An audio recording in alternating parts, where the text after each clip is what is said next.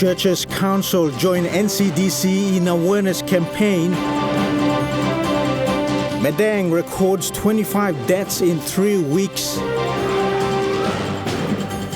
And application for Santos and Oil Search merger received. This is National EMTV News with Dennis Orere. Good evening and welcome. This is Monday's news. The PNG Council of Churches has joined the city government in Port Moresby to carry out awareness messages on the importance of the COVID-19 vaccines. General Secretary Reverend Roger Joseph says it's important for churches to also play their part in disseminating correct information to the people. For the vaccination. The church body representing the mainline churches today announced their partnership with NCDC, which aims to ensure more people come forward to be vaccinated. We cannot go alone in bringing awareness to communities. We always move together with technical officers. So while they play their part in giving all the technical information, we play our part in giving all the biblical information, biblical messages on obedience, messages on love, how love can become practical. These are the kind of information we give. There has been misinformation circulating about COVID-19 vaccines and people have been reluctant to get the jab. The churches say they are partly to be blamed, but this must change. The first source are from the technical people themselves, from the doctors who are able to say something negative about the vaccine. The second source is the Dr. Google, Dr. Facebook. Much of the misinformation is coming from there. And third source are from the churches. I must honestly acknowledge that much of the misinformation is also coming from the churches because they've been saying that this is related to 666. But this is all nonsense. My encouragement to all the pastors, those of us who are using pulpit every Sunday, not this time, but when you start preaching, preach vaccination. NCD Governor Poes Pakop acknowledged the churches as an important partner in the endeavor to ensure more people are converted to choosing the vaccines. The Council of Churches, together with the Body of Christ group of churches, they have seen and they have worked it out and they've come up with a theological portion on the vaccination exercise. Now all come, bongwante yumi now, na yumi by partner long, convince all people blame long. From the 315,000+ people vaccinated nationwide, 80,000 are from NCD. Someone who is vaccinated can get the reinfection, but the outcome of him staying in the hospital will be very, very mild. And also, looking at the magnitude of the health resources in the hospital will be very limited. Bradley Valenaki, National EMTV News. NCD Governor Poes Pakop says if more than 20 people gather for the planned anti-vaccination protest tomorrow, they will need approval from the Controller's Office. He was responding to questions from MTV on the planned protest led by activist Noel Anjo and his group. Take your dispute to the court. No need long risking lifelong people by go mobilize and have big gatherings and create a situation whereby spreading this COVID-19. And we must be responsible citizens. And organizing protest march at this time is not a responsible thing because it is going to bring now, and by bringing all man Mary come together, and big spread aya. But this is how our committee, the present good order committee, which is made up of myself, city manager, and the metropolitan superintendent. The situation is that the controller under the Pandemic Act has already issued two among the various protocols. One is that because of the spike, there cannot be any gatherings of over 20. The Accident and Emergency Department at the Madang Provincial Hospital recorded 74 COVID-19 positive cases over the last 3 weeks after carrying out 203 tests. COVID-19 swabs were carried out for patients who presented themselves at the outpatient. Emergency physician Dr. Judith Gawi said the hospital has seen a surge in COVID cases and patients with other health complications. Since October, the Madang Provincial Hospital had recorded 74 positive COVID-19 cases and 25 COVID deaths. The hospital is still working to have its isolation ward fully functional for COVID-19 patients. Thus, most of them are accommodated at the A&E department. The A&E department has a 15-bed capacity that caters for patients from all districts of Madang. So most of our patients were also kept here within the department with the non-COVID patients too, which was a bigger risk blow, cross-infection also. We managed to do our bit by partially separating all. From the department, because of the waiting time, ward to be fully functioning, we kept some of the COVID patients here, which we treated them. So a total number of 55 patients were discharged straight from ED out for home quarantine, in which they were followed up by our surveillance team, and also they came back for review through the department, which we saw them now all right. So far we had 12 deaths. So the 12 deaths, mi bungi want them narapla 13 deaths la isolation. As a total of deaths la hospital is 25. So there was a total number of 25 deaths. There was a lot of deaths too that came in with COVID suspicious, but we did not do the test to confirm whether they died of COVID-19 or not. But for the hospital statistics, there's a total of 25 deaths. For the past 3 weeks, the department was faced with bed limitations and manpower following the recent strike by nurses in the country. Another challenge is that the mortuary is full and cannot accommodate any more bodies.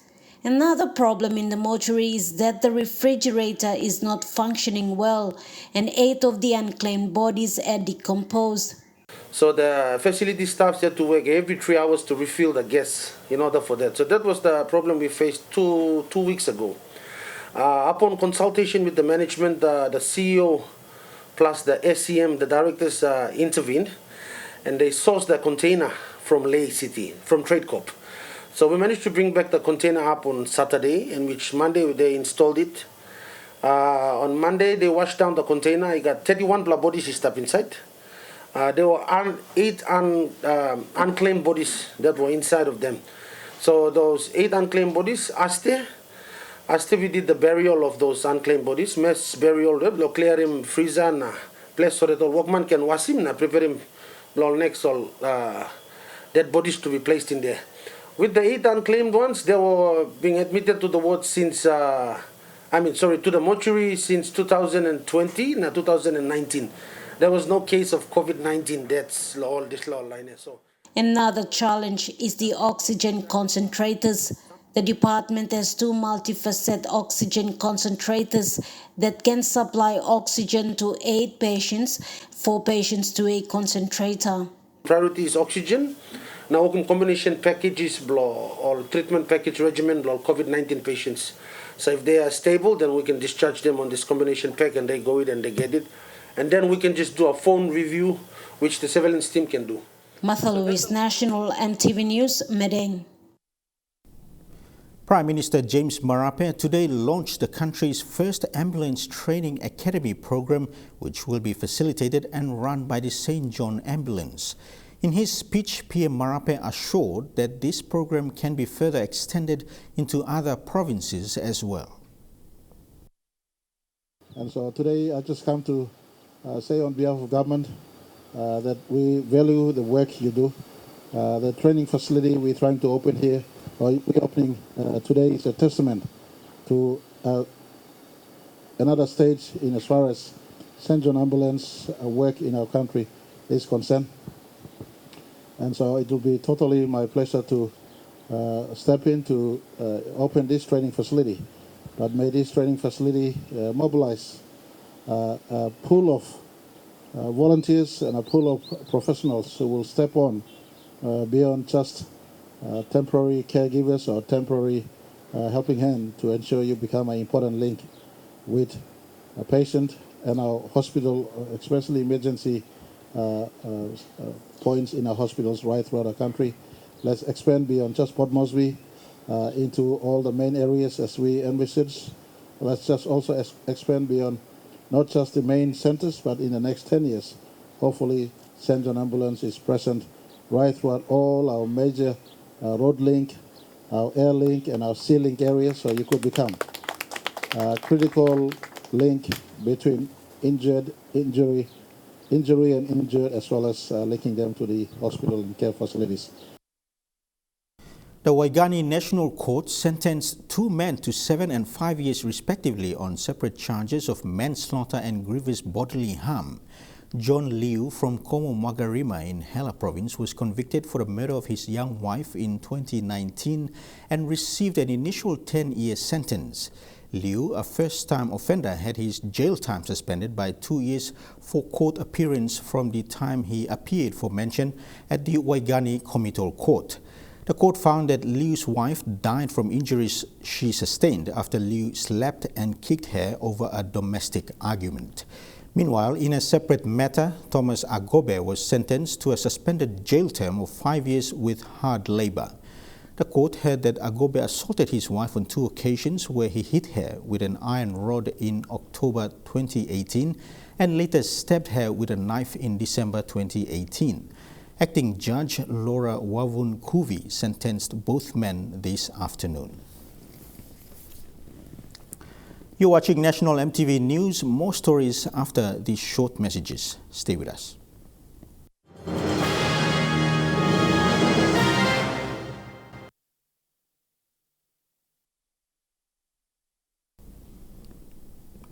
Welcome back to the news.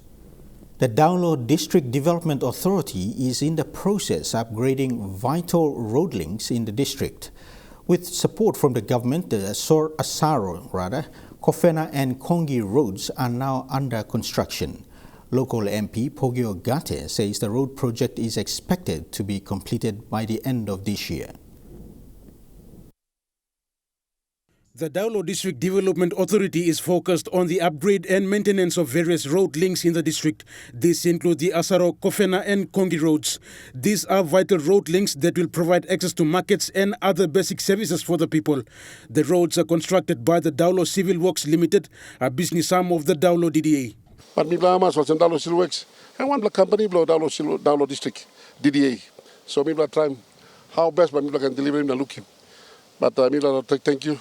Lo gaman lo Papua New Guinea, lo gaman lo James Marape, lo socium sam la project in Daulo district.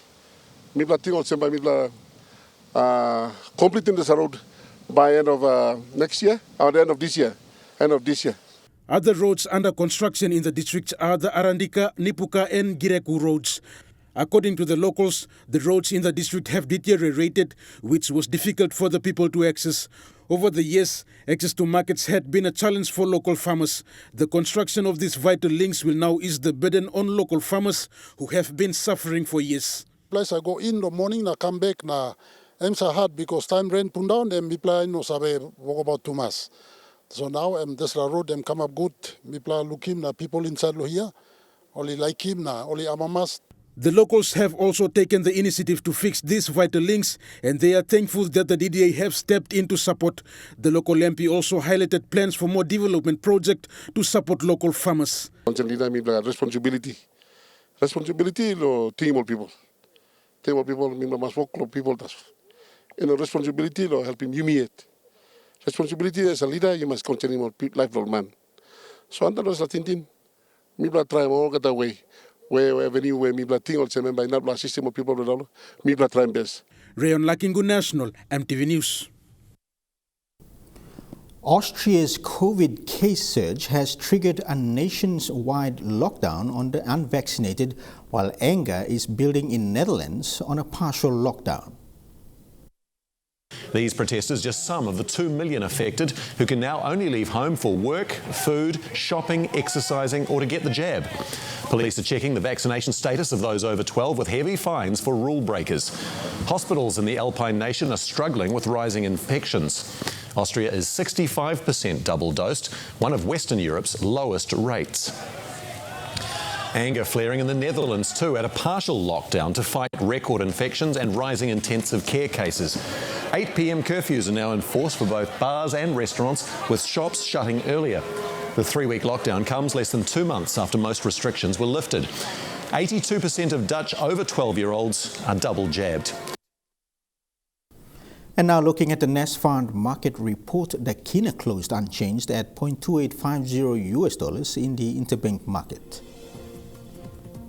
At Bank South Pacific, your kina is buying $0.2775, $0.3747 Australian dollars, $0.2338 euro, and 31 points Japanese yen. Looking at commodity prices at New York close, gold is trading higher, cocoa and copra closed higher, while coffee closed lower. Crude oil is trading higher, palm oil and cocoa closed lower. And on the stock market, the Dow Jones closed lower, the ASX 200 is trading lower, and the All Ordinaries is trading lower.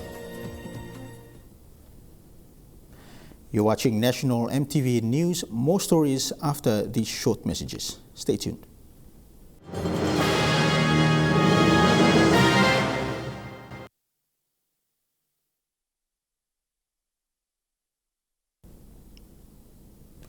Welcome back. The Independent Consumer and Competition Commission, or ICCC, has announced that it has received an authorization application from Santos Limited for its proposed merger with Oil Search Limited. The authorization application is consistent with Section 82 of the ICCC Act 2002. Santos is an Australian energy company, and its main activities include development, production, transportation, marketing and exploration for hydrocarbons, that is crude oil and natural gas. It is the leading supplier of natural gas and the biggest supplier of domestic gas in Australia and the Asia region, and aims to become the leading Asia-Pacific LNG supplier. According to a statement released by the ICCC yesterday, Santos does not operate any assets in Papua New Guinea and is merely the holder of ownership interests in projects operated by other parties or joint venture partners. On the contrary, Oil Search operates all of PNG's producing oil fields. It exports and supplies condensate crude oil to both the international and domestic markets on behalf of its joint venture partners, except ExxonMobil. Oil Search also owns PNG's only oil pipeline and oil processing plant. ICCC Commissioner Paulus Ein, in announcing the receipt of Santos Limited's authorization application yesterday for its proposed merger with Oil Search, said Santos and Oil Search have entered into a binding merger implementation deed. This proposed authorization application is before the ICCC to progress with. The ICCC is now inviting relevant stakeholders, key government departments and agencies, and the general public to provide comments and submissions on the likely competition effects this proposed merger may have on the oil and gas industry in Papua New Guinea. Upon successful implementation of the MID, Santos will acquire all the shares in Oil Search, and the current shareholders of Oil Search will own approximately 38.5% shares in Santos. It is very important for all concerned stakeholders to independently assess the likely effects it may have on this merger and provide your views and comments. The submission should provide comments or views on any likely public benefits and detriments this proposed merger, if it proceeds, may have on other business, consumers, and the economy at large. Authorization for business mergers and acquisitions under Section 82 of the ICCC Act 2002 is a statutory process through which businesses seek approval from the ICCC before proceeding with any business mergers and acquisitions that would otherwise raise serious competition concerns and potentially breach the ICCC Act. The authorization process also requires the ICCC to invite comments and submissions from all stakeholders on any proposed transaction that is under assessment. Equal Playing Field, a non-profit human and community development organization, today hosted its inaugural Youth Leadership Summit. Participants from various youth groups and associations in NCD attended. The aim is to gain new ideas and skills to transform and grow their advocacy efforts and community initiatives. The Youth Leadership Summit is set for 30 youth participants from various youth groups and associations in NCD.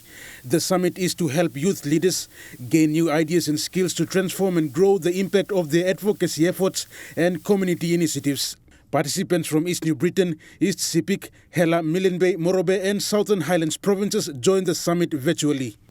The summit basically as well, like aside from networking, we are also hoping to build in some skill set training as well for our young people, especially understanding issues in the community, how they can turn those issues into opportunities and ultimately solutions for our communities and ultimately for our country. With the theme Strong Him Youth, Strong Him Nation, the summit will help the youths create new friendship and network to improve youth activism and to share experience and knowledge amongst role model PNG men and women. In the first day of the summit, participants went into groups to explore youth issues and how to address these issues. Some issues include gender inequality, barriers to decision making and youth unemployment. So Strong Him Youth, Strong Him Nation is all about how a young person is strengthened, they find their potential, and they can be able to use that to not just strengthen themselves, but the nation as well. I think this summit is very good. It will help do some changes in many communities. So we had a change. I believe we came here for a change. So we will try to bring that change to our communities and emphasize these things that we are learning here today. Christopher Winarang is a youth leader from Sabama in the nation's capital. He has been vocal on youth empowerment and to help youths live peacefully. In an effort to end violence among youths, a dance group was formed for youths to participate. This initiative has attracted positive feedback from the youths and the community. He says the summit will help him bring more change to the community. We cannot only count on the government. We youths can do something much more better to strengthen ourselves, to help ourselves, live way much more better than we can imagine of. Create anything that is comfortable. You can do things like joining in a group and performing arts or music just to get to know others and helping young children mostly, pointing them in the right direction. The Youth Leadership Summit is hosted by Equal Playing Field, a non-profit human and community development organization. It is funded by the European Union and the United Nations Populations Fund under the Spotlight Initiative. The Youth Summit, which started today, will end on Friday. Rayon Lakingu National, MTV News. Trukai Sports is next. Stay tuned for the details.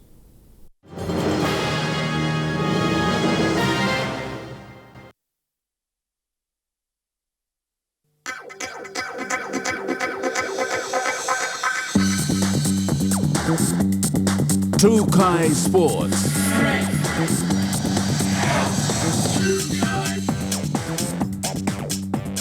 Welcome back to Trukai Sports. Following the funeral mass for PNG's boxing champion, the late Martin Benny, the body will overnight at the family home at Taurama in NCD before he will be laid to rest at Waima village in the Kairukuhiri district of the Central Province tomorrow. Funeral mass for PNG's boxing icon, the late Martin Benny, was held today at the Sejongais Indoor Complex. In attendance were friends, family, and members of the PNG boxing fraternity. Benny was 70 years old at the time of his passing last month. The champion fighter leaves behind a legacy of historical significance for the country, not only in the boxing ring, but in the political arena as well. Martin Benny was the pride and inspiration of the 60s and 70s generation that were swept up by the push for independence by our political leaders. This was the generation that lived under oppressive conditions and endured prejudice and racism under colonial rule. I was part of that generation. Martin Benny challenged the perception at that time that to be white is right, mighty, invincible, and unbeatable. The defeat of every boxer that Martin Benny took on from Australia, New Zealand, Philippines, and elsewhere instilled pride in all our people. Finally, a black native was able to punch white men and knock them down in the boxing ring. Former KVN Open MP and patron of Oceania Fight Promotions, Ben Micah, spoke of his memories and experiences growing up in the colonial era and how listening to Benny's fights on the radio inspired the young nation's fight for its own political independence. Martin Benny's epic challenge for the Australian welterweight title in October 1974, held by champion Colin Cassidy, turned out to be a psychological war that extended beyond the boxing arena to the corridors of power in both Canberra and Konidobu. The House of Assembly, which was in session at that time, was adjourned so all members could watch the fight at ringside. Boxing commentators and political pundits held their breath in Australia as the two great fighters stepped to the ring. The pride of an emerging nation was on the line. The feelings of euphoria and sensation that reverberated around the territory when Martin Benny knocked out Colin Cassidy in the 9th round and held up the Australian welterweight title belt is difficult to describe. Huxley Lovai, Trukai Sports. That ends Trukai Sports. The weather report is next. All the details after the break. Trukai Sports.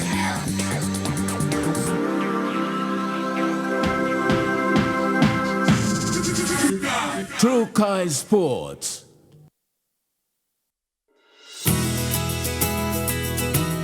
This weather update is proudly brought to you by MoniPlus, with you always.